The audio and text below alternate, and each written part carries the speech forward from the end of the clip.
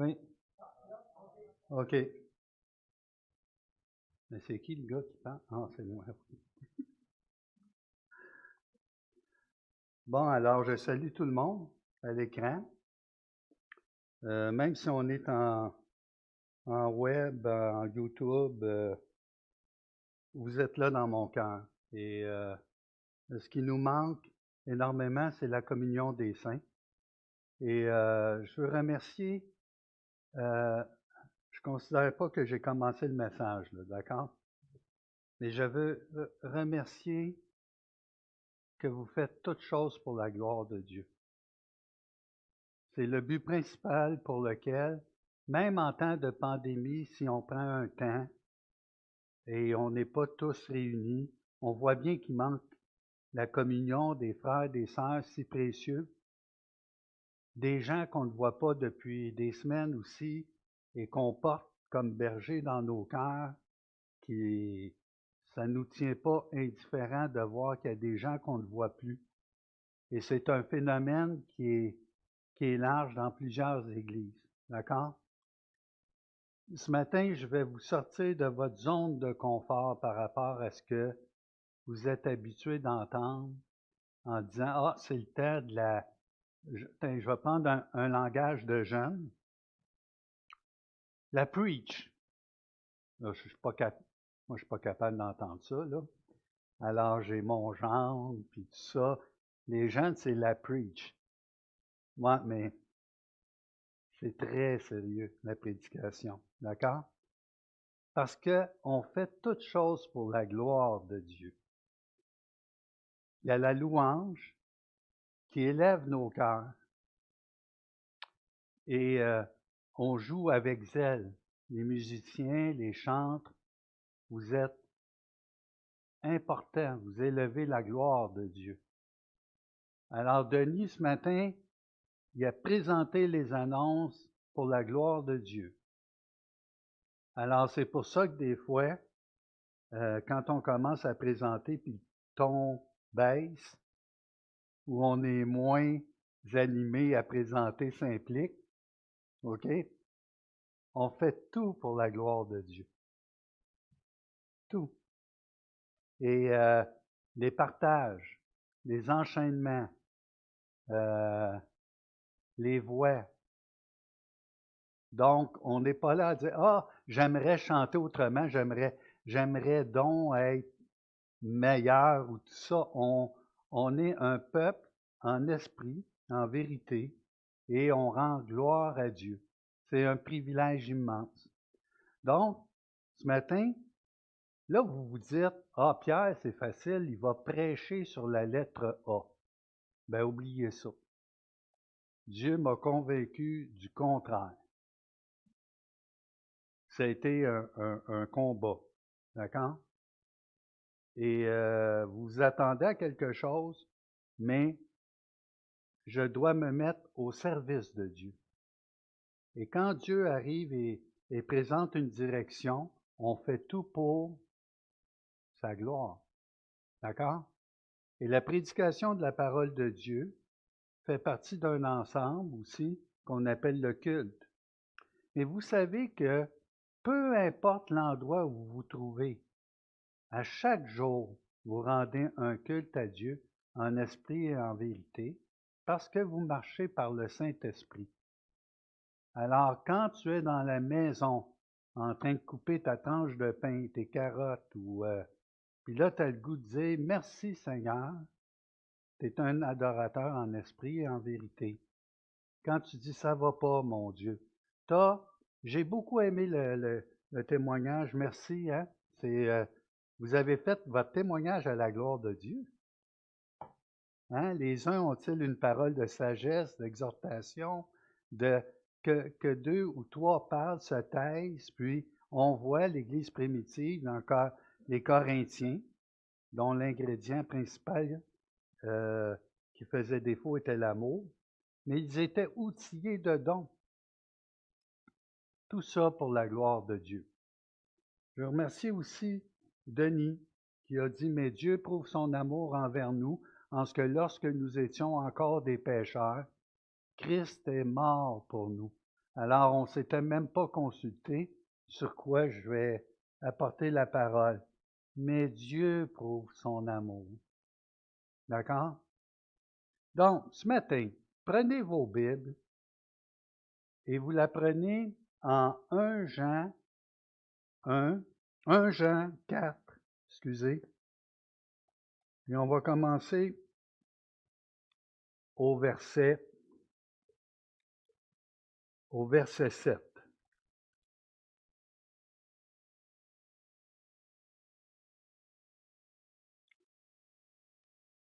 Ce matin, le message va avoir plusieurs applications. La principale, c'est d'exposer la parole de Dieu, de rendre gloire à Dieu, de regarder. Savez-vous comment c'est précieux de l'époque que nous traversons d'avoir la Bible entre les mains? Et des comptes vont nous être demandés auprès de Dieu par rapport à cette parole si facile que nous avons présentement entre les mains. Mais pourtant, c'est le sang des saints à travers les âges. Il y a des gens pour qui elle était devenue précieuse parce qu'on leur interdisait de la lire, d'en avoir possession. Et il y a toutes sortes d'histoires qu'on peut lire dans le passé concernant les Huguenots. Et là, on voit la préciosité de la parole. On n'adore pas la parole, on adore son auteur. On adore le Fils de son amour qui est révélé dans le plan rédempteur. Hein? Mais on a le privilège de lire. Que vous le lisiez sur la tablette ou que vous le lisiez dans une Bible, je vous suggère une Bible pour prendre toutes les notes que vous voulez. Barbouillez-la, mettez-y, c'est précieux. Et c'est ce qu'on va faire ce matin. Alors, juste avant, nous allons nous courber, puis on va demander à Dieu de bénir ce moment. Alors, Seigneur, je t'aime. Je t'aime et merci pour ces chants ce matin si précieux qui exposent combien tu es bon, combien tu es grand, combien tu es digne d'adoration. Et nous sommes là ce matin pour tendre l'oreille, mais écoute Israël, écoute Saint-Hubert, ton Dieu est le seul Dieu, l'unique. Et tu aimeras le Seigneur ton Dieu de tout ton cœur, de toute ton âme, de toutes tes pensées, de toute ta force. Et tu aimeras ton prochain comme toi-même. Alors voilà les 2 plus grands commandements. Mais Seigneur, comment pouvons-nous accomplir cette mission, ce mandat? Nous invoquons ton nom, ta grâce et ton esprit dans nos vies pour t'adorer, pour te louer, pour te servir, pour t'offrir nos corps chaque jour. Et merci de ce grand privilège que tu nous donnes de le faire. Par le nom de Jésus, amen. Alors, pour ceux qui ne sont pas habitués, alors il y a ceux à la maison. Si vous êtes cachés sur le net, je vous vois là, OK? Alors, si vous venez pour vous lever, puis il y a quelqu'un qui passe devant la fenêtre, tu as le goût de louer le Seigneur, tu peux aller fermer les stores. Fais attention, ton café, tu vas l'échapper. Donc, OK, prends ton temps, viens-t'en à table, on va t'attendre pour lire, mais tournez la Bible à 1 Jean 4, les versets 7. Maintenant, si vous avez des feuilles de papier, vous pouvez les prendre puis griffonner pendant qu'on va regarder le texte ensemble. Si, durant la prédication, tu as le goût de dire « Wow », ben vas-y, dis « Wow » à Dieu. Tu as le goût de l'adorer, tu as le goût de baisser la tête puis de dire « Seigneur, c'est bien trop grand, comment est-ce que je peux porter ce qui est dit là? » D'accord? Donc, vous êtes des adorateurs en esprit et en vérité. Alors, laissez-vous lousse. Mettez-vous pas dans un carcan en pensant qu'on fait les choses d'une telle façon, puis on est saint. Vous êtes saint.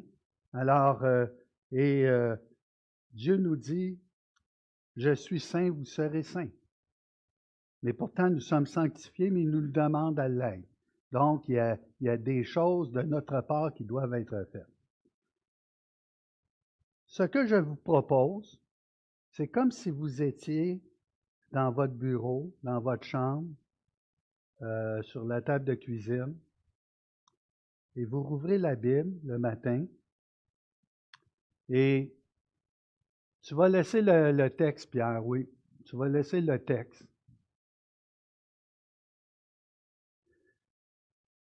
Une des choses qui manque véritablement, c'est de mâchouiller.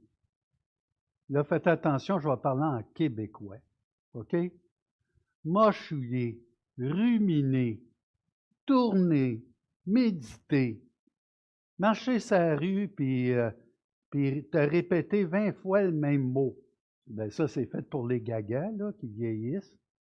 Mais non, assimiler la parole de Dieu, qu'elle soit chère à ton cœur. Et c'est pas une question, ah, tu sais, moi, j'ai pas de mémoire, ou moi, je suis pas un liseux, ou on a ce privilège. On a ce privilège, puis on y va à notre rythme. Alors, si pour toi, un verset, c'est gros, ben tu prends un verset. La parole de Dieu est puissante. D'accord? Alors, ce matin, je lis le texte avec vous, mais j'ai le goût de vous l'écouter, là. Pourquoi je ne leur ferais pas donner l'étude le matin? Et Pierre, il va manquer, c'est toi qui es en avant devant l'écran. Il y a quelque chose qui ne va pas. Non, vous allez regarder le texte avec moi. Et vous avez même le droit de parler à la maison. Je sais, là, ça fait du bruit, j'en entends plusieurs. Hein? C'est comme le film avec Jim Carrey. Hein? Il entendait toutes les prières des gens à Chicago. OK? Alors, ça commence. Bien-aimés, aimons-nous les uns les autres, car l'amour est de Dieu, et quiconque aime est né de Dieu et connaît Dieu. Celui qui n'aime pas n'a pas connu Dieu, car Dieu est amour. L'amour de Dieu a été manifesté envers nous en ce que Dieu a envoyé son Fils unique dans le monde afin que nous vivions par lui. Pierre, OK? Et cet amour consiste non point en ce que nous avons aimé Dieu, mais en ce qu'il nous a aimés et a envoyé son Fils comme victime expiatoire pour nos péchés. Bien-aimés, si Dieu nous a ainsi aimés, nous devons aussi nous aimer les uns les autres. Personne n'a jamais vu Dieu. Si nous nous aimons les uns les autres, Dieu demeure en nous et son amour est parfait en nous. Donc, on va commencer avec ces 5 versets. Reviens au verset 7. Oui, c'est bien, merci. Merci, Pierre. Merci, Daniel. Ah non, faites tout pour la gloire de Dieu. Hein?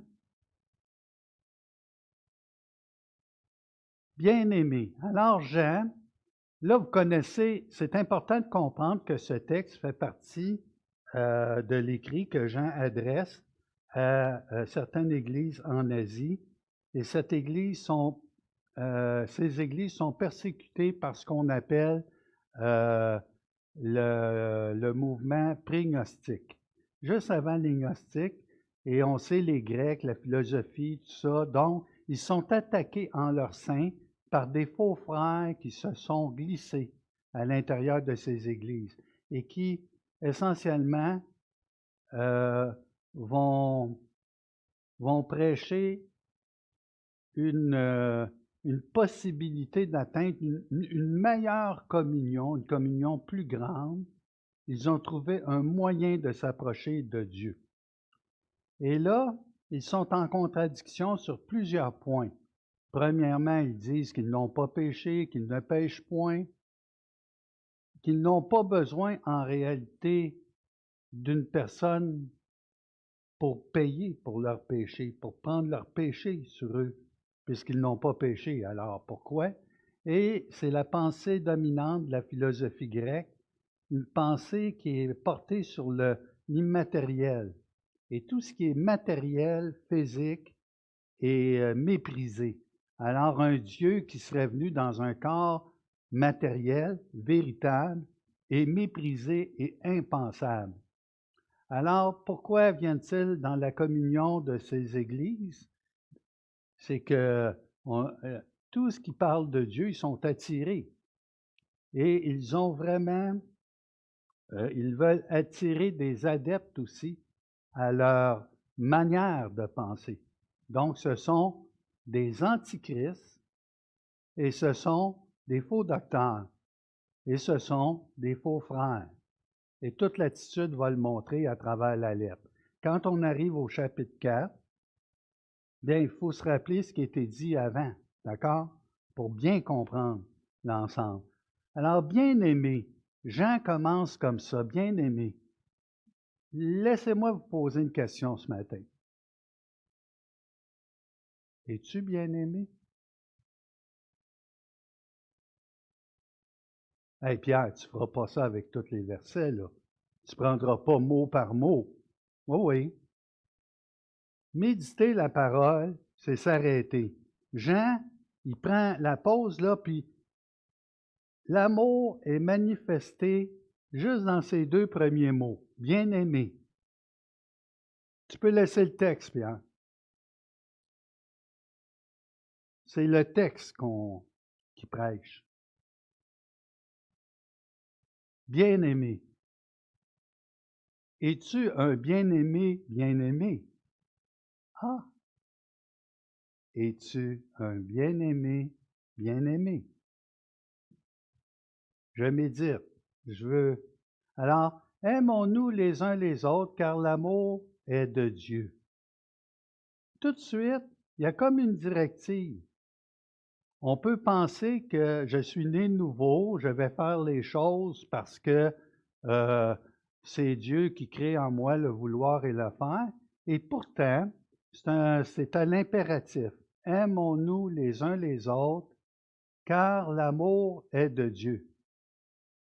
Ah oui, mais si l'amour est de Dieu, puis je suis né de Dieu, puis je suis un bien-aimé, pourquoi m'adresse-t-on d'aimer les autres, les uns les autres? Et vous savez pourquoi c'est marqué les uns les autres? C'est que, lui, ça va. Denis, ça fait assez longtemps, je peux l'aimer, lui. Claudette puis Moreau, ben c'est vrai qu'elle a dit qu'elle aimait Jean 3,16 ce matin. OK. Marielle est secrète. Vais-je l'aimer tout autant? Attends, là, je vais y penser. C'est même pas un choix. Hein? Il y a un effort véritable à faire. Parce que tant et aussi longtemps qu'on vit ici-bas dans ce corps de chair, chaque matin, c'est un moment de consécration. Et vous savez, c'est pas avec votre amour, c'est pas avec notre amour humain qu'on apprend à aimer. C'est impossible. D'accord? On continue. Et quiconque aime est né de Dieu et connaît Dieu. Wow! Hey, tu es obligé de lire lentement, hein? Connaître. Connaître, c'est un mot très important dans la lettre de Jean, puis dans les écrits Johannes. C'est très, très, très important. Connaître parle de ce que Claudette nous a parlé ce matin, c'est-à-dire une relation. Moreau, une relation. Avez-vous entendu? Et ça réjouissait mon cœur. Parce que connaître, c'est plus que de savoir. C'est une relation intime et véritable. Une union. D'accord? Vous ne pouvez aimer Dieu par vos propres efforts. On va le voir dans le texte. Et les gnostiques disaient, nous, on a trouvé un truc pour connaître Dieu, pour s'approcher de Dieu, pour être plus spirituel. Tout le contraire. OK? Et là, on est au cœur de la lettre, dans un argument, c'est la troisième, quatrième fois, c'est en spirale. Puis Jean, on dirait que certains vont dire, ça paraît que Jean était vieux parce qu'il radote. Non, non, Il nous dit les choses pour qu'on écoute. D'accord? Celui qui n'aime pas n'a pas connu Dieu. En d'autres mots, connaître Dieu va t'amener de toute façon à aimer, si tu as véritablement connu Dieu. Parce que celui qui a connu Dieu aime Dieu et aime son frère et son prochain. D'accord?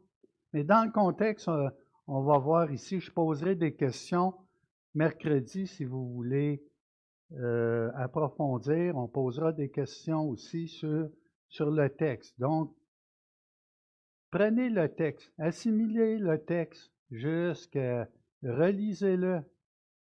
Puis soyez là aussi le mercredi pour glorifier Dieu. Hein? L'amour de Dieu a été manifesté envers nous. OK. Celui qui n'aime pas n'a pas connu Dieu. Car Dieu est amour. Et je m'en allais passer ce bijou, hein? Car Dieu est amour. Ici, tu peux penser que c'est... tu peux penser, je ne veux pas utiliser des termes trop compliqués, mais Dieu est amour, comme Dieu est esprit, comme Dieu est lumière, c'est dit aussi dans la lettre. Dieu est la somme de tous ses attributs. Et quand Dieu aime, il aime avec justice. Et quand il juge avec amour. Fait qu'essayez de mettre tous les attributs que vous pensez, et Dieu les met parfaitement en équilibre quand il fait toutes choses parce qu'il est Dieu. Il n'est pas seulement qu'amour, il est juste, il est bon, il est tout-puissant, OK? Et moi, il y a une chose que j'aimais, je prenais tous les livres de théologie, Berkhoff, Hodges, Grudem, Erickson, nomme-les, puis là, je mettais tous les attributs, puis j'étais un peu maniaque pour les cataloguer, puis essayer de trouver, OK, une tâche totalement, je dirais pas inutile, mais j'ai réglé le problème. Dieu a tout ce qui est bon et parfait descend du Père des Lumières, chez lequel il n'y a ni ombre ni variation. C'est pas... Qu'est-ce qu'on dit? Ah, Seigneur, t'es grand. Je me courbe devant toi. Tu es vraiment grand d'avoir toute la somme. Tu as tellement d'attributs que tous les livres de théologie ne pourraient contenir. Ta bonté, ta miséricorde, ta grâce, nommez-les. Puis là, dans votre tête, vous pouvez dire, vous pouvez le faire, là. On est en train de lire le texte ensemble. D'accord? L'amour de Dieu a été manifesté envers nous. OK.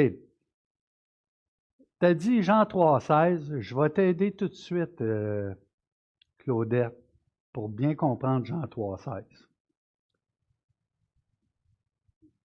Celui qui n'aime pas n'a pas connu Dieu, car Dieu est amour. Là, on pourrait dire tout de suite, « Hey, Pierre, prouve-moi que Dieu est amour. » Il faut lire un texte, sortez, ça fait plusieurs années, plusieurs fois que vous lisez ce texte, vous avez une idée sur ce texte, on a tous des préjugés, des préconçus. De regarder un texte pour ce qu'il est peut-être l'une des choses les plus difficiles qu'il soit.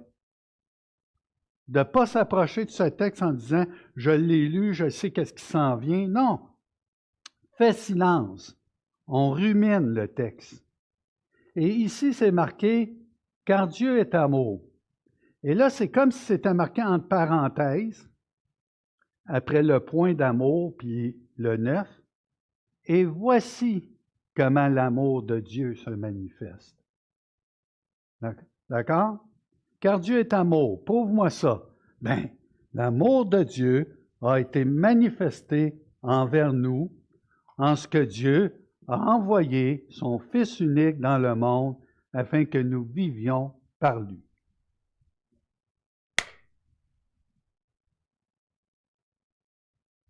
L'amour. C'est là que ça commence, l'amour. C'est là que ça prend sa forme la plus profonde. C'est ce qu'on va voir dans le texte. D'accord? Car Dieu est amour. Oui, facile de dire ça, car Dieu est bon, car Dieu est comme si, mais car Dieu est amour, et voici comment l'amour de Dieu a été. C'est juste simplement comme ça que le texte se lit. Vous comprenez? Simplement. Hey, Pierre, quand même, un peu de respect. Simplement. L'amour de Dieu a été manifesté, révélé, exposé envers nous. Qui? Envers nous. Envers l'auditoire de Jean, mais envers, on va le voir dans le texte plus loin, le monde même. En ce que Dieu a envoyé son Fils unique. Il ne l'a pas seulement envoyé, puis c'est son Fils unique qu'il a envoyé. Il y en a juste un.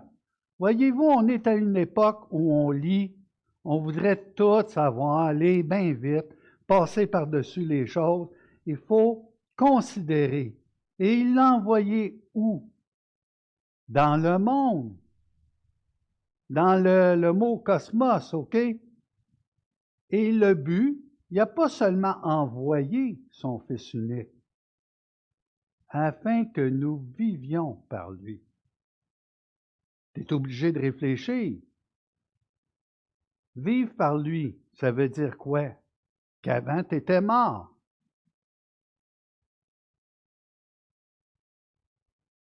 Réfléchissons. Nous étions morts, séparés de Dieu. Donc, on lit beaucoup trop rapidement à notre époque. Alors là, on est là. Seigneur, j'étais mort. Père, j'étais mort. Qu'est-ce que ça t'a fait d'envoyer ton Fils unique, Père? Je ne comprends pas. Je ne peux pas m'élever jusqu'à ton unique Fils. En grec, le mot monogénèse, on pourrait dire le seul et unique. Le seul et unique. Ah, ben, je vais envoyer mon deuxième fils ou mon troisième fils, il y avait une grosse famille. OK? Non, non. Pierre. Et cet amour consiste non point en ce que nous avons aimé Dieu, mais en ce qu'il nous a aimés et a envoyé son Fils comme victime expiatoire pour nos péchés. Oh, qu'il y a du stock là-dedans. Oh, la profondeur de cet amour. Cet amour consiste, donc, le fait d'envoyer son Fils unique dans le monde, OK, pour nous donner la vie. Donc, nous étions morts. D'accord? Et cet amour consiste non point en ce que nous avons aimé Dieu. Toutes les religions du monde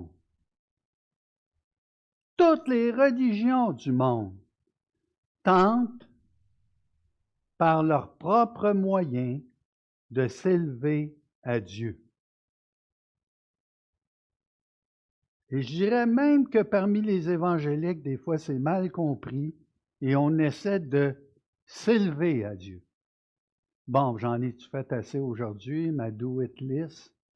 Je dois être correct.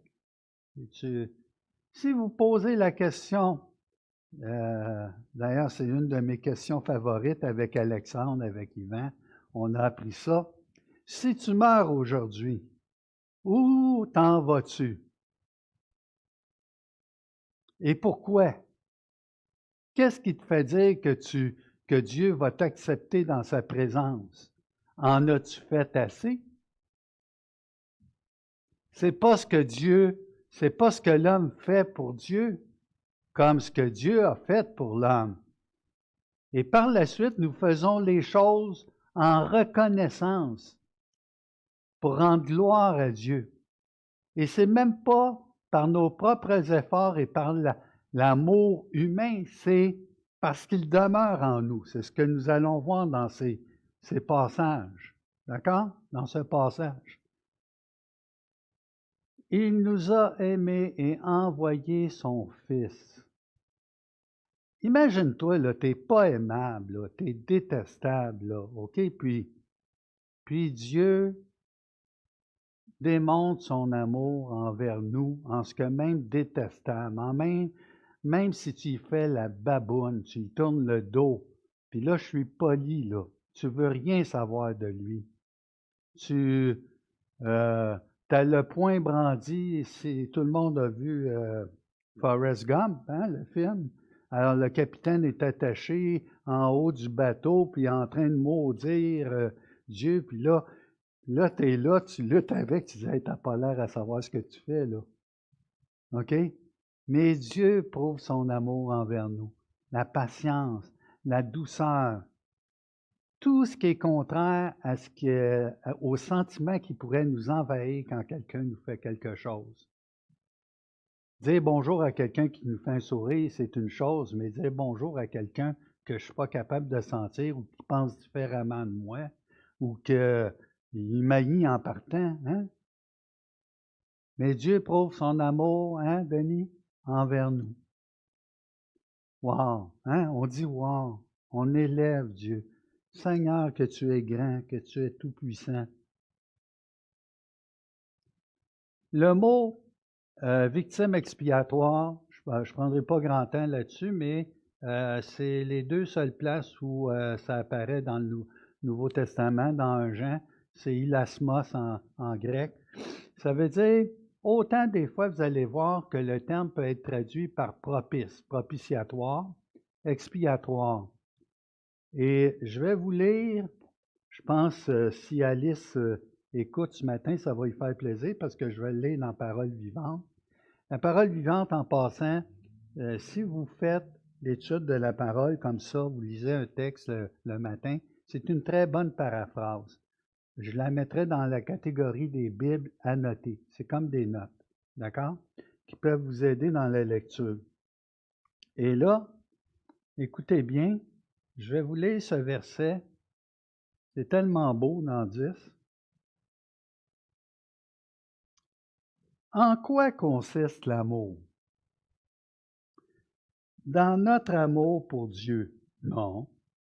Il y a un point d'interrogation. Dans notre amour pour Dieu? Non. OK? Ce n'est pas nous qui avons aimé Dieu. C'est lui qui nous a aimés d'abord. Hey, ça ne peut pas être plus clair, hein?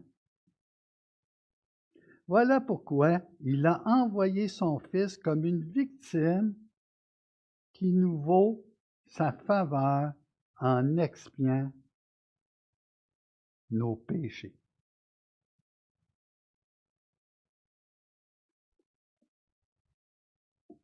Une victime. Alors, on a vu qu'il nous a envoyé le Fils pour nous donner la vie. Mais là, on apprend quoi? Que lui-même va donner sa vie comme victime expiatoire. Nous, on connaît l'histoire, là. Mais il expie, il prend sur lui, et il y a cette pensée qui est difficile à accepter de la part de certains, qui nous a rendus propices comme si Dieu était une divinité cachée dans un volcan, puis il attend qu'on pousse la jeune Vierge dans le trou du volcan pour rendre propice la divinité. C'est vraiment l'idée, là, OK?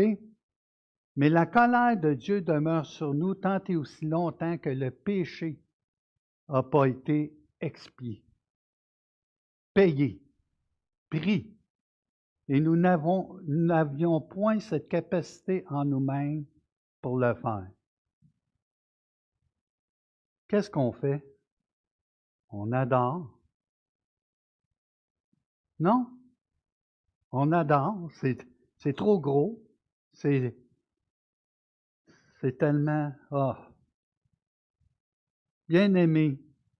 À chaque fois que Jean dit bien-aimé, Jean est vraiment concerné par ce qui se passe dans les églises de l'Asie, puis il veut vraiment dénoncer ce qui se passe avec les gnostiques, ceux qui se sont séparés même, qui ont quitté. Mais il est concerné par un amour sincère et véritable sur le troupeau de Dieu. Et il dit, bien-aimés, si Dieu nous a ainsi aimés. Alors, ça fait référence à tout ce qui vient d'être dit. Nous devons aussi nous aimer les uns les autres. Ça, c'est difficile à concilier. Pourquoi Dieu nous demande de nous aimer les uns les autres, alors que l'amour est de Dieu et que tu ne peux pas aimer si tu n'es pas né de nouveau? Mais si tu es né de nouveau, alors tu demeures en Dieu et Dieu en toi, c'est ce qu'on va voir plus loin dans le texte. Il nous est quand même demandé d'aimer. Donc, vous savez, quand Alexandre a parlé les semaines précédentes entre le légalisme puis entre l'antinomien. Mais l'antinomien, nommez ce que vous voulez, aujourd'hui, il y a un mouvement actuellement qu'on combat dans les églises qui s'appelle l'hypergrâce. L'hypergrâce, c'est l'antinomien. C'est une façon de dire, moi, tu sais, quand tu me dis en Romains 6, que dirons-nous donc? Demeurerions-nous dans le péché afin que la grâce abonde? Alors moi, Dieu m'aime tellement, je suis sous la grâce et je suis libre de tout faire. C'est exactement comme les gnostiques qui disaient, lorsqu'il dit dans 1 Jean qu'on marche comme il a lui-même marché, on parle de notre Sauveur, on obéit à ses commandements. Ah, t'es bien légaliste. Non! Par amour, je n'essaie pas de me sauver. J'ai été sauvé par grâce. Alors, d'un point de vue doctrinal, d'un point de vue éthique et d'un point de vue moral, on est liés dans des conduites qui glorifient notre Dieu. D'accord? Il nous a demandé, écoutez bien, vous allez voir la profondeur, pourquoi je suis attristé en cette période de pandémie, qu'est-ce qui me manque le plus? Vous avez une bonne explication ici. Nous devons nous aimer les uns les autres. Qu'est-ce que Jésus a dit à ses disciples pendant qu'il leur lavait les pieds? C'est à l'amour que vous aurez les uns pour les autres que tous sauront que vous êtes mes disciples. D'accord? Et il leur lave les pieds. Ça, là, c'est touchant. Allez voir ça. Quand vous allez voir ça accompagné par cette parole-là, toi, maître, tu vas nous laver les pieds. Personne n'a jamais vu Dieu. Ici, si vous ne savez pas le contexte de la lettre, c'est comme si Jean faisait une grimace au gnostique. Ah ouais, vous vous vantez de connaître Dieu, d'avoir des stades, de pouvoir l'atteindre. Vous avez même des classes d'initiés, philosophiques, métaphysiques. Mettez le langage, mystique, OK? Puis là, mon ami, ça voyait Dieu. Hey, hey, hey! S'il y en a un qui aurait pu se vanter à moitié, c'est bien Jean, non? Il était couché sur le sein de Jésus. Puis le Fils, c'est celui qui a révélé le Père. Hein? On voit ça ailleurs dans les Écritures. Mais personne n'a vu Dieu. Dieu le Père. OK? Mais celui qui l'a fait connaître, c'est qui? Le Fils. D'accord? Et Jean aurait pu dire, moi, je l'ai touché, je l'ai vu, j'ai entendu. Il dit au chapitre 1. Il faut revenir, hein? Une lettre, c'est une lettre. Pas divisée en chapitres, en versets. Il faut lire la lettre au complet. Revenez dans la lettre. Et là, une chose tellement importante. Si nous nous aimons les uns les autres, Dieu demeure en nous et son amour est parfait en nous. Comment l'amour est visible? Dans la communauté des croyants. Savez-vous de quoi on est privé depuis le COVID? Oui, on essaie autant que faire se peut. Et c'est très bien qu'est-ce qu'on fait. Vous comprenez? On peut assister à un paquet de messages, puis tout aussi édifiants et moins édifiants les uns que les autres. Mais rien ne remplace la communauté d'une Église. Et on souffre tous. Et c'est à l'amour que nous avons les uns pour les autres que tous sauront que vous êtes mes disciples. Et c'est pas seulement ça. On ne bougera pas, on n'ira pas présenter l'Évangile, puis tout ça. Non, non, c'est pas ça qui est dit. Mais un cœur qui aime est un cœur qui veut partager son amour. Il le partage avant tout, si ce n'est pas visible dans l'Église. Offrez-vous les programmes que vous voulez comme Église d'évangélisation, mais on n'a même pas franchi la première étape. Mais la première étape, nous, on n'attend pas d'être parfait pour faire les choses. Ça se fait ensemble, vous comprenez? Vas-y, Pierre. J'ai jusqu'à 2 heures, c'est ça? OK, bon. Nous connaissons et que nous demeurons en lui et qu'il demeure en nous en ce qu'il nous a donné de son esprit. Oh! Ça a l'air simple, hein? Tu peux passer 2 heures sur un verset comme ça. Nous connaissons. Ça parle-tu de connaissance, de cours, de formation? Et vous savez, on est pour ces choses. Mais moi, Pierre, quand je suis avec vous, ce n'est pas le cours comme d'être avec vous qui est important. Vous comprenez? Ce n'est pas le cours. On s'exhorte, on s'encourage, on ne s'enfle pas la tête en la connaissance. Ah ouais, la connaissance. Puis là, tu deviens gonflé de connaissance. Non, non. Nous connaissons, nous expérimentons, nous goûtons que nous demeurons. Savez-vous ce qu'on peut mettre comme mot? Que nous vivons, que nous habitons. Mettez-en des synonymes. Allez-y, là. Vous faites votre étude, vous êtes en train de lire le texte, vous parlez. Tu as le droit de mettre des synonymes, des termes. Et là, nous demeurons, nous habitons, nous vivons en lui. Il est venu le Fils, pourquoi? Pour nous donner la vie. Voyez-vous le sens du texte? La vie. Qui est la vie? Est-ce que j'attends juste l'assurance salut, la vie éternelle?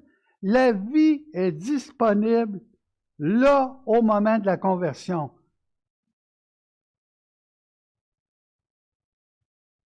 Et qu'il vit en nous. Nous vivons en lui et il vit en nous. Et comment ça tu peux dire ça?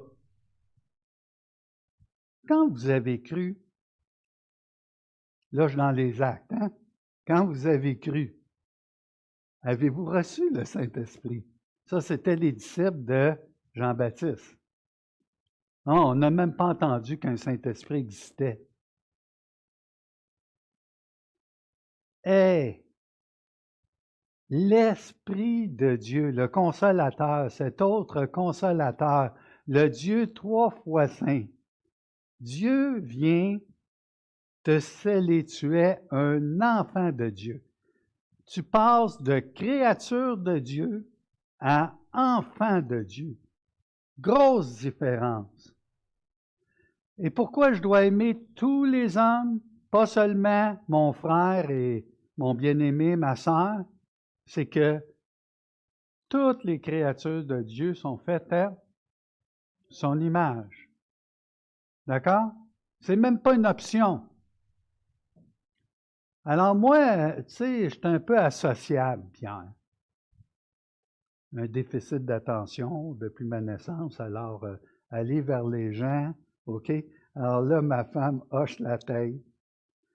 Alors, j'ai un sens de l'humour. Apprends à les aimer un par un si tu as peur avec les foules.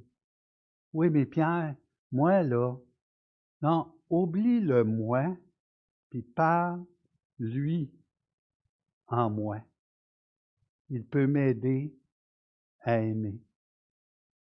Et pas avec l'amour philéo, storgé, éros ou tous les autres. L'amour qui vient de Dieu, agapé. Vous comprenez? Un amour incommensurable. Pierre, il me reste combien de minutes? Tu me dis, ça c'est multiplié par 2. OK. Et nous connaissons que nous demeurons en lui et qu'il demeure en nous et qu'il nous a donné de son esprit. J'y crois pas. T'as dit. Je crois pas. T'as dit. Oui, c'est vrai. Peut-être que tu lis ça comme des vérités théologiques depuis que... C'est vrai. Et nous avons vu et nous attestons que le Père a envoyé le Fils comme sauveur du monde. Ici, le pronom « nous », est-ce que c'est la communauté, nous? En fait, je pense que la première référence fait affaire vous allez reculer dans ce temps-là au chapitre 1, jusqu'au verset de 1 à 5. Et là, il est dit celui que nous avons vu, que nos mains ont touché et on a marché avec lui. Ça fait référence aux apôtres et ça fait référence aux disciples qui ont été témoins de la présence physique là, du Seigneur Jésus-Christ. Et là, on arrive, vous savez, 1 Jean, c'est probablement dans les dernières lettres avec l'Apocalypse, avec 2, 3 Jean, OK? Ne regardez pas ça comme un ordre chronologique, là, la disposition des épîtres. Peut-être qu'un Jean a été écrit après 3 Jean, vous comprenez?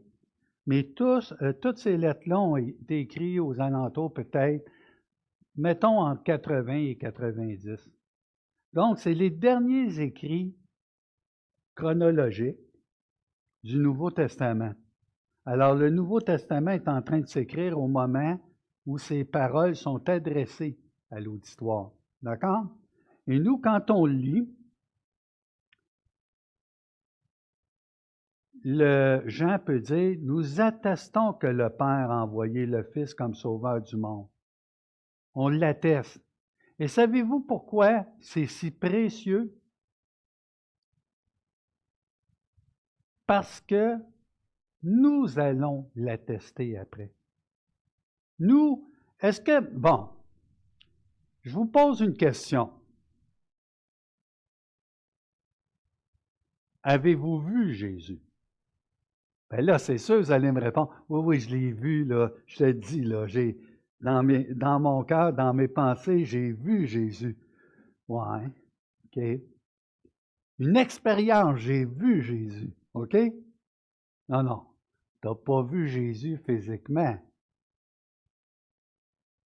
Alors, comment peux-tu témoigner de celui que tu n'as pas vu? Et pourtant, tu l'as vu. Jésus qui demeure en moi et moi je demeure en Jésus. Je demeure dans le Père et le Père demeure en moi.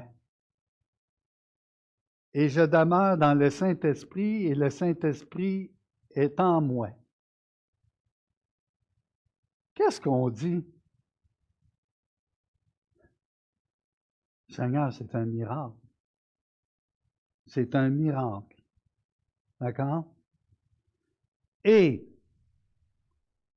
dans ce petit verset, on va aller jusqu'à 16, mais avant de changer, et nous avons vu et nous attestons que le Père a envoyé le Fils.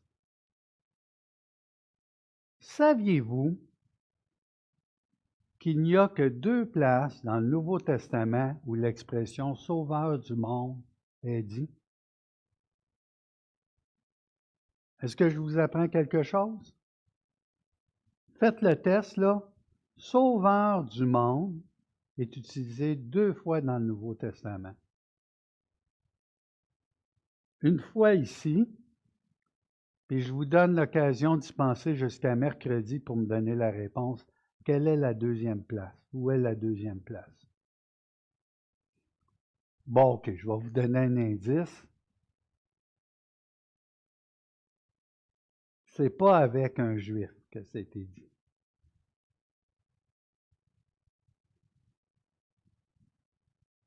Je vais terminer avec 15-16. Vas-y, Pierre. Et on continuera la prochaine fois, mais j'avais promis quelque chose à Claudette. Claudette. Car Dieu a tant aimé le monde qu'il a donné son Fils unique afin que quiconque croit en lui ne périsse point, mais qu'il ait la éternelle. OK? Là, quand on met ça ensemble avec ce qu'on avait un matin, là, ça prend un éclairage, hein? Mais car Dieu a tant, et ça, c'est Normand qui nous a partagé ça, Normand Charret. C'est pas car Dieu a tant en voulant dire la quantité. C'est comme si je disais car Dieu a tant aimé le monde, et car Dieu, et voici comment il a aimé le monde. Vous comprenez? Car Dieu, et voici comment il a aimé le monde. Il l'a aimé comment? Ben, il a donné son Fils unique, afin que, donc, vous avez la continuité, car Dieu a ainsi aimé le monde. De cette façon, c'est quoi l'amour de Dieu? Il a donné son Fils. Il ne l'a pas donné, OK, je vous le donne. Ensuite, il donne son Fils unique. Il veut qu'on sache qu'il est unique. Ensuite, il veut qu'on sache qu'il n'est pas venu seulement pour, OK, je donne ma vie. Boum. OK? Non. Pour nous donner la vie. Pas juste éternelle, la qualité de vie. OK? Puis ça, c'était le saut d'authenticité a été mis par le fait que Jésus est ressuscité des morts. Le sacrifice a été agréé, parfait. Et Jésus est monté au ciel. Il est allé nous préparer une place. Il nous attend. Il va revenir un jour nous chercher. Il va transformer le corps de notre humiliation, soit à la rencontre du Seigneur dans les airs, ou personne ne devancera personne lors de ce jour. On sera transformé et c'est marqué à sa gloire. Gloire. Gloire à Dieu. Hein? Celui qui confessera que Jésus est le Fils de Dieu, Dieu demeure en lui. Et lui en Dieu. Bon. On appelle ça cheap grace. Tu as juste à confesser, là, puis on va passer chez Bel Air direct. Tu vas aller chercher ta police d'assurance. Hein? Je vous l'ai dit. Non, non, non. Si tu confesses que Jésus est le Fils de Dieu, Dieu habite et vit en toi. Et lui en toi. OK? Et c'est pas juste, j'ai juste à dire, dis cette phrase-là, tu vas être sauvé pour l'éternité. Non, tu diras pas que tu n'as pas péché, tu diras pas que tu pêches plus, tu diras pas que tu n'as pas besoin d'une victime expiatoire, tu diras pas, moi, ces commandements, je n'ai pas besoin d'obéir, je suis sous la grâce maintenant, donc je fais, OK? Non, je marche comme lui-même il a marché. Puis, écoute, j'en ai 8 sur la liste. Pour ce qui est d'aimer les frères et les sœurs, je ne suis pas rendu là. Mais j'en ai assez là, dans ma... Non, non, non. Tout est ensemble.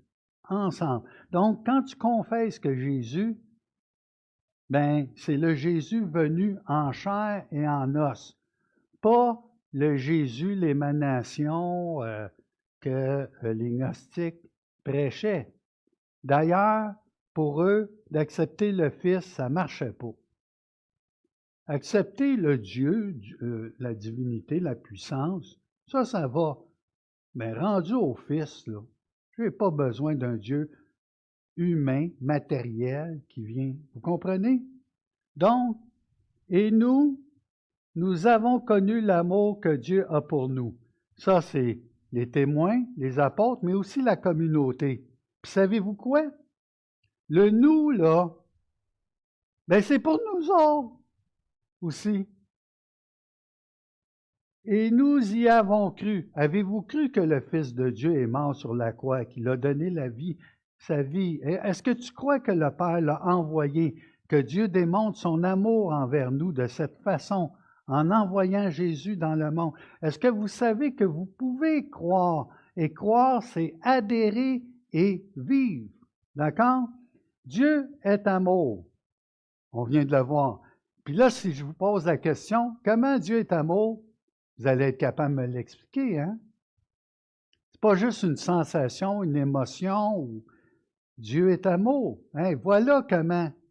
C'est ça que je vais annoncer aux gens.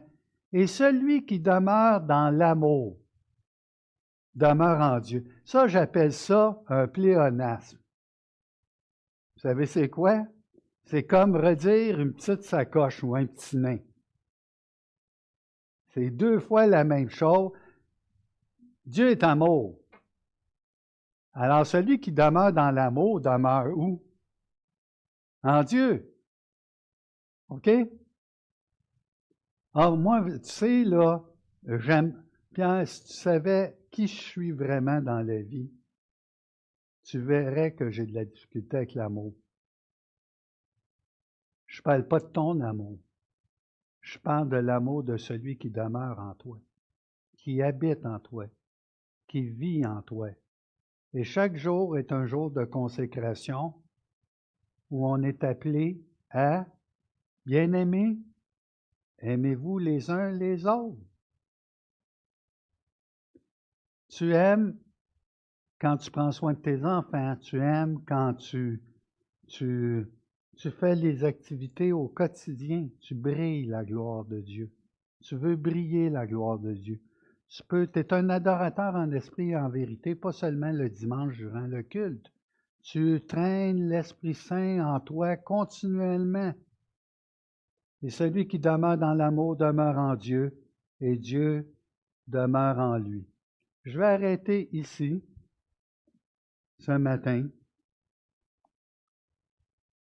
Pierre, veux-tu me mettre la dernière diapo? Alors, vous voyez que ce matin, je n'ai pas prêché sur aimer ardemment notre prochain et notre communauté. Parce que le mandat que j'avais, c'était d'apporter la parole et j'ai lutté énormément avec ça. Puis vous savez, on forme une belle équipe de pasteurs. Des fois, j'appelle Alexandre, je le taquine. Vous savez que je prends soin de lui? On va dire, Pierre, c'est lui le pasteur, c'est lui qui devrait prendre soin de toi. Non, on forme une équipe et nous prenons soin les uns des autres. Je ne veux pas qu'ils se brûlent à la tâche. Comprenez-vous? Puis priez pour les besoins. Les besoins, il y en a beaucoup à Chambly, là.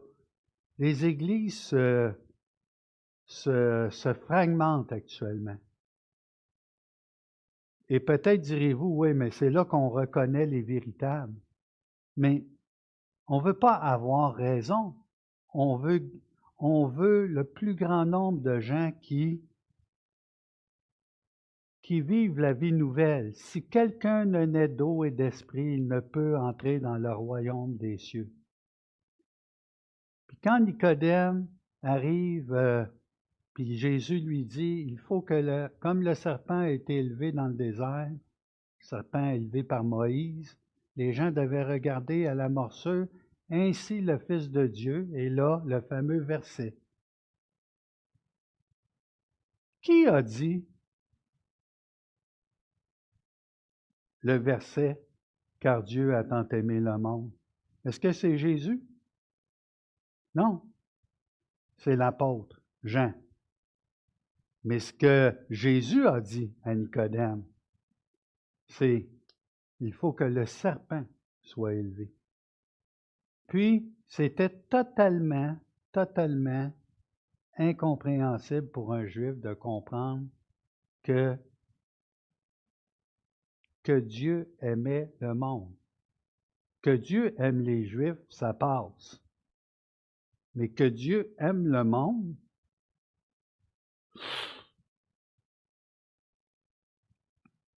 aimer ardemment notre prochain et notre communauté. Il y a quelqu'un qui m'a fait remarquer, je pense que c'est Gaétan. Oui, mais ça commence par nous-mêmes. Oui, c'est ce qu'on a vu ce matin. Et je vais poser une question mercredi, vous pouvez y réfléchir. Pourquoi, dans le texte qu'on a lu ce matin, ça parle d'aimer notre... aimez-vous les uns les autres. Donc, ça parle de la communauté des chrétiens, des frères et des sœurs. Alors, pourquoi il n'est pas mentionné d'aimer son prochain? Je penserai à celle-là, je veux vous tourmenter jusqu'à mercredi, je veux vous garder dans la Bible. OK? Pensez-y. Pourquoi ce n'est pas marqué en 1 Jean 4? Alors, prions, OK? Remercions notre Dieu. Et je trouve ça malheureux que je ne puisse pas vous demander, j'aurais le goût, mais on est en web, de prier. Vous comprenez? Vous me manquez d'entendre les voix s'élever pour louer notre Dieu. Alors, Père, avec mes frères, mes sœurs rassemblés en petit nombre ici, je prie avec ceux qui sont là devant l'écran et ceux peut-être qui se cachent parce qu'on ne les a pas vus depuis un certain temps. Et sachez qu'on vous aime.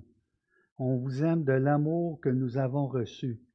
Et Dieu, si vous avez compris et si vous avez été illuminés dans vos vies par le Sauveur du monde, alors il est véritable.